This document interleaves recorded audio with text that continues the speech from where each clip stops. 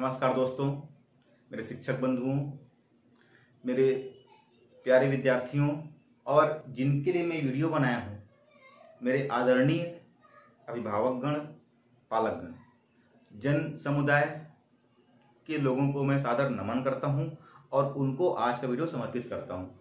तो दोस्तों, आदरणीय अभिभावकों, आप तक ये वीडियो बनाने की मुझे आवश्यकता इसलिए पड़ी क्योंकि मैं इस अभी के वर्तमान समय में जो ऑनलाइन क्लासेस चल रही हैं उसका समर्थन करता हूं और मैं ये प्रयासरत हूं कि हमारा ये ऑनलाइन पढ़ाई पूरी तरह से सफल हो। बड़े बच्चों के लिए ये योजना काफ़ी लाभदायक है और मेरा टारगेट विद्यार्थी भी हैं 9th to 12th, तो मैं उनके लिए इसे पूरी तरह से समर्थन करता हूं और मेरे छोटे छोटे विद्यार्थी हैं वो भी इससे लाभान्वित होंगे, ऐसी मैं आशा रखता हूं। तो प्यारे आदरणीय अभिभावकों, आपके लिए छोटी सी जानकारी शेयर करना चाहता हूं। ये जो ऑनलाइन स्टडी है, पढ़ाई तुम्हार द्वार नाम से एक योजना लॉन्च की गई थी, जो कि कब इंट्रोड्यूस हुआ था, इसका लॉन्चिंग कब हुआ था? 4 अप्रैल 2020 को लॉन्च किया गया है। हमारे स्टेट लेवल में ये योजना लागू हुआ है। आपकी योजना है माननीय मुख्यमंत्री महोदय श्री भूपेश बघेल जी, शिक्षा मंत्री, स्कूल शिक्षा मंत्री माननीय डॉक्टर प्रेमसाय टेकाम जी और उच्च शिक्षा मंत्री माननीय उमेश पटेल जी द्वारा संयुक्त रूप से इसका लॉन्च किया गया। और देखिए, ये योजना इतनी दूरगामी थी, इसकी इतना दूरदृष्टता से लिया गया फैसला था, इतना हार्ड एंड फास्ट लिया गया फैसला था। न केवल फैसला बल्कि इसको इस लेवल में कहना चाहिए जो स्वरूप प्रदान किया गया है, इनके सारे निर्माताओं को, जिनके योगदान से आज हम इस प्लेटफॉर्म तक पहुंचे हैं, मैं उन्हें पुनः दिल से, हृदय से नमन करता हूं और उनकी इस उपलब्धि में उनको बधाई भी देता हूं। देखिए, 13 मार्च को हमारा स्कूल बंद हुआ, 13 मार्च को स्कूल बंद हुआ और हार्ड एंड फास्ट 4 अप्रैल को हमारा ये पढ़ाई तुम्हारे द्वार लॉन्च हो गया। तो देखिए कितना तेजी गति से हुआ और कितना दूरदृष्टता थी उनके सोच में कि वो तुरंत भाग गए कि कोरोना है। और कोरोना, जब कोरोना की बात आ ही गई है तो थोड़ा सा विस्तार करते हैं कोरोना के बारे में। देखो दोस्तों, कोरोना एक ऐसी कहना चाहिए क्या है, महामारी फैल गया आज, है ना। हम जान रहे हैं कि कोविड-19 कहना चाहिए, कोरोना एक वायरस है जिसके संक्रमित होने से क्या हो जा रहा है, वो बीमारी हो जाता है और ये वैश्विक लेवल पे इतना हाहाकार मचा रहा है कि आज कोई भी देश इससे अछूता नहीं रह गया है। और हम लोग के लिए बुरी खबर भी है आज की स्थिति में कि हम रेस में बहुत बाद दौड़े, एक तरह से हम बहुत पीछे थे लाइन में और ऐसी दौड़ लगाए कि आज हम वैसे भी सबसे आगे रहने में विश्वास करते हैं भारतवासी, और आज उसी प्रथा को कायम करते हुए हम 2nd नंबर पे आ गए हैं और हम पहला नहीं आना चाहते इस महामारी में। ठीक है, तो चलिए देखते हैं। ये था कोरोना के बारे में। वैश्विक महामारी है जिसके चपेट में पूरा देश आ चुका है और पूरा देश के देश तबाह होते जा रहे हैं इस बीमारी से। सोचिए, उस समय भारत एक ऐसी स्थिति में था जो लगता था कि हम 100 के केस भी नहीं कर, या 1000 के केस भी हम पार नहीं कर पाएंगे, हम बहुत जल्दी अपने ग्राफ को रोक लेंगे। 30 जनवरी को पहला केस मिला था, उसके 110 दिन बाद, जबकि उस बीच लॉकडाउन लगा दिया गया था। लॉकडाउन हमने कभी पहले नहीं सुना था, आपातकाल को सुना था। लॉकडाउन क्या होता है, बहुत सारे इसमें कंटेनमेंट जोन बना, है ना, कई ऐसे सेंटेंस आए या वाक्य आए या वर्ड आए जिसे हमने पहले कभी नहीं सुना था। वो हमारे लिए एक नया वर्ड था और उस वर्ड को आज हम सब जान रहे हैं। तो मैं बोल रहा था 30 जनवरी को पहला केस था, लॉकडाउन हुआ, उसके बावजूद 110 दिन में हम 1 लाख तक पहुंच गए, जो 1000 भी नहीं पार कर पाते। कहीं ना कहीं से कुछ ना कुछ ऐसा इश्यूज, ऐसा कारण बने कि हम 1 लाख तक पहुंच गया। और 1 लाख देखते देखते आज के डेट में 9 लाख से भी हम पार हो गए हैं और 2nd नंबर पे आ गए हैं। तो दोस्तों सोचिए कितना भयावह बीमारी है ये। और इस बीमारी के बारे में हमारे पूर्वजों ने भी नहीं सुना होगा। उनके समय काल में भी कभी ऐसी बीमारी नाम की चीज नहीं रही होगी, जिसके कारण से पूरा अर्थव्यवस्था चौपट हो जाए।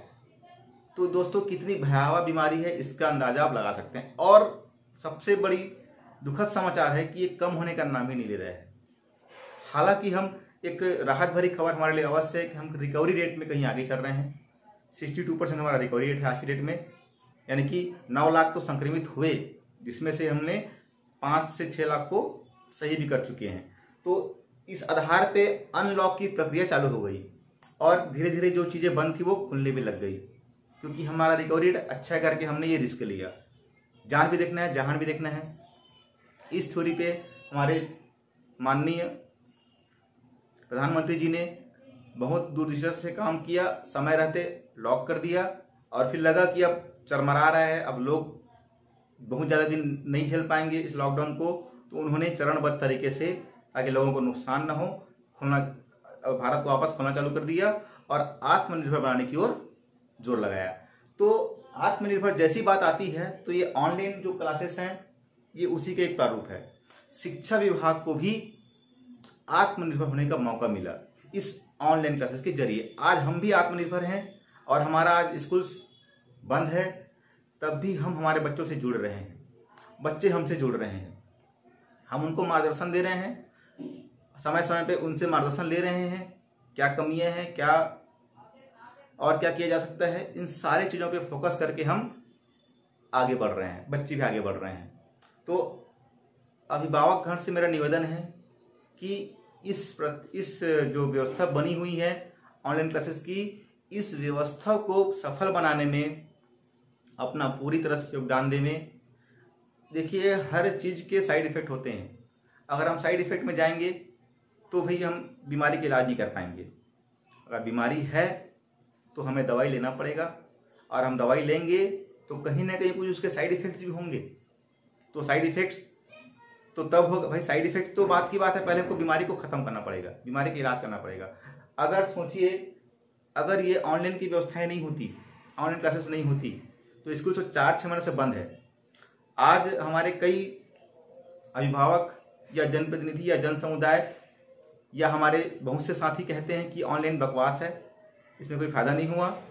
10 से 15% विद्यार्थी ही जुड़ पाए हैं, बाकी सब तो नहीं जुड़ पाए हैं। तो भैया 10 से 15% तो जुड़े, जहाँ शून्य होता वहाँ 10 से 15%, चलिए आपके लेवल में हम 10 से 15% भी मान लेते हैं, उतना तो हुआ। जीरो से कहीं ज़्यादा होता है वो परसेंट, तो जीरो तो नहीं है भैया हमारा परसेंट, और नित्य दिन आगे बढ़ रहा है। और हमारे शासन के पास सारे चीज़ें पहुंच रही है, क्या क्या परेशानियां आ रही है वो सारे इशू भी उनके पास पहुंच रहे हैं किसी न किसी माध्यम से। और मुझे पूरा विश्वास है कि शासन उसको अपने स्तर में सुधार करने में लगा हुआ है कि किस तरह से हम सभी विद्यार्थियों तक के पहुंच सकें। और अभी जो कंडीशन बना हुआ है दोस्तों, उस स्थिति में लगता भी नहीं है कि शासन कुछ ऐसे फैसले ले सके जिससे आपको डायरेक्ट जुड़े हों या बच्चे प्रभावित हों।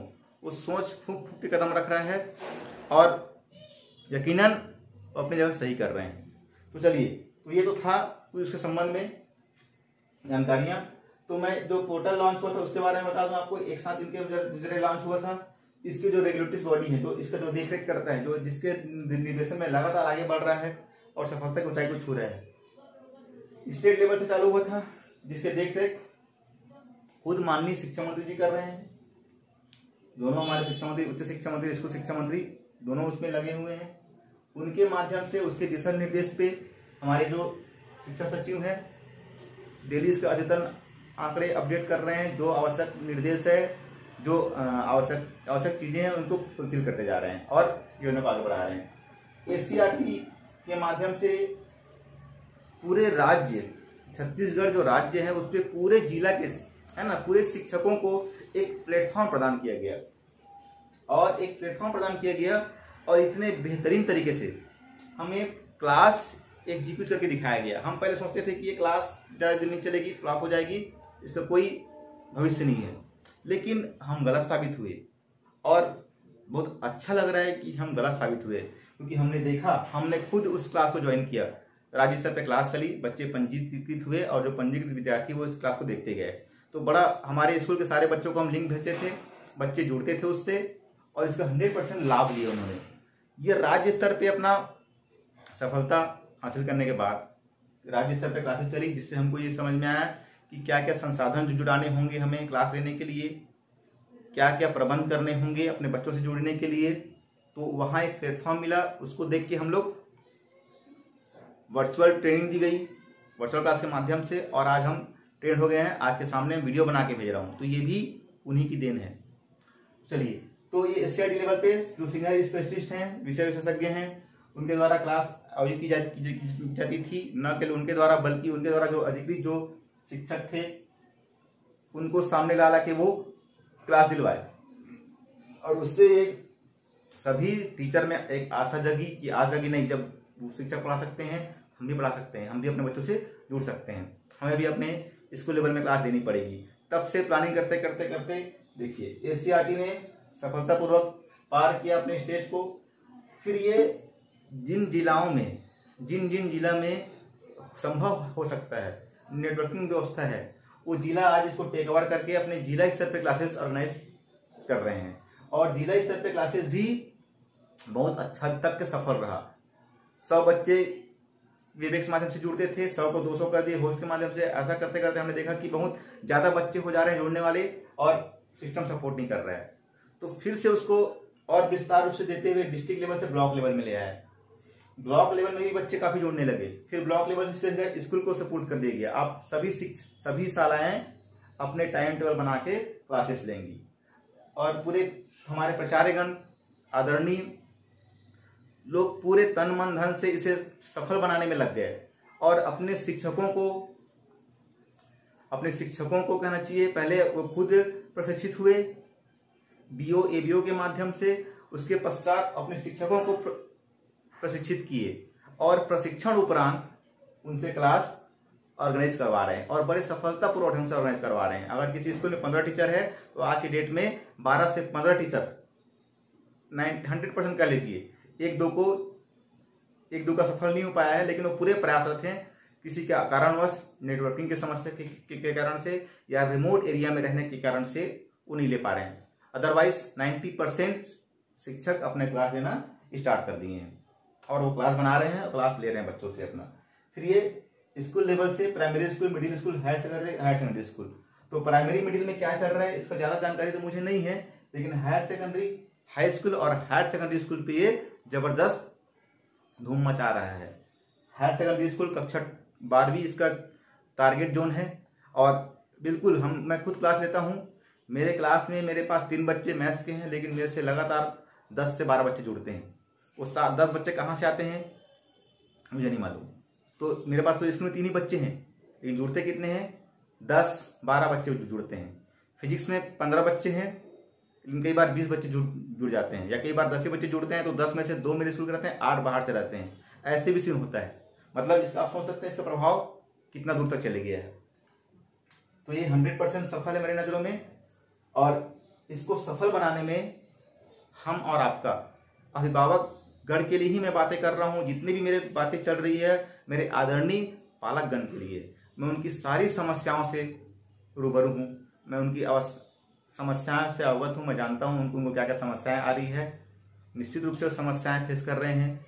आर्थिक रूप से अभी स्थिति मजबूत नहीं है, फिर मोबाइल लेना, रिचार्ज कराना, बहुत सारी समस्याएं हैं। इन समस्याओं के बावजूद आप अपने बच्चों के लिए इतना कुछ कर रहे हैं, इसके लिए आप सादर सम्मान के अधिकार हैं। और मैं आशा करता हूं और अपने ईश्वर से प्रार्थना करता हूं कि आपके विद्यार्थियों को अवश्य इसका लाभ मिलेगा, और आगे चल के आपकी भरपाई भी हो जाएगी। चलिए, इन्हीं कुछ शुभकामनाओं के साथ हम अपने रेगुलेटरी बॉडी के बारे में बता दिए, कुछ जनरल इन्फॉर्मेशन समय समय पर इसको भी आपको अपडेट करता जा रहा हूँ। स्कूल शिक्षा विभाग ने लॉन्च किया, ठीक है। इसका ऑफिशियल वेबसाइट क्या था? http://cgschool.in।